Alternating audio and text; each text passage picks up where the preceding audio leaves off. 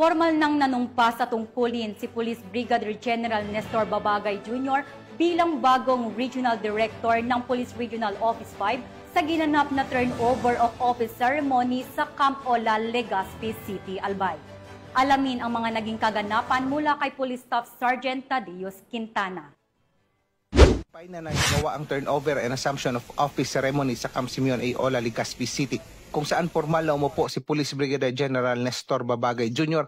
bilang Acting Regional Director ng Police Regional Office 5. Ipinasa ni outgoing Regional Director Police Brigadier General Andre P. Dizon ang responsibilidad at watawat ng PRO 5 sa harap ng mga opisyal, kawani at bisita bilang simbolo ng tiwala, pananagutan at patuloy na paglilingkod sa rehiyon. Pusong pasalamatan ang naging instrumento ng ating may kapal para maging abli ako ng PRO 5. Unang-una, pasasalamat sa Pangulong Ferdinand Bongbong Marcos Jr.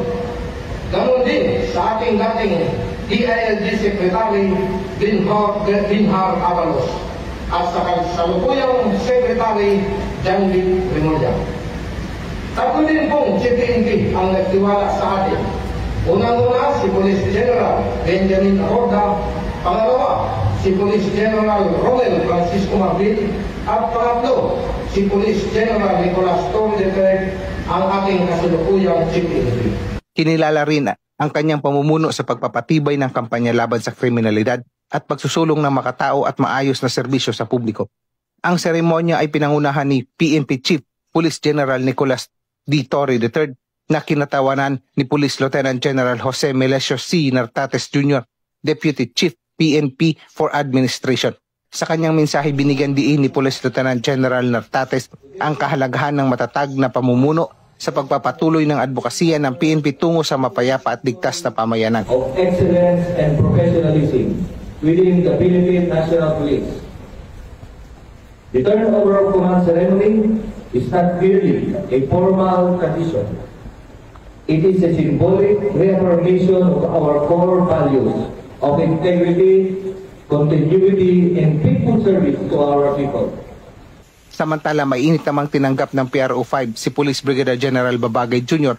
na kinilala sa kanyang malawak na karanasan sa iba't ibang posisyon sa PNP at sa kanyang maayos na record sa pamumuno. Ipinahayag niya ang kanyang hangaring ipagpatuloy at higit pang paigtingin ang mga programang inulunsad ng kanyang naunang opisyal upang matiyak ang kapayapaan at kaayusan sa rehiyon. Sir, I am very honored and grateful to be given this chance to serve my fellow Bicolanos. Accepting this challenge is very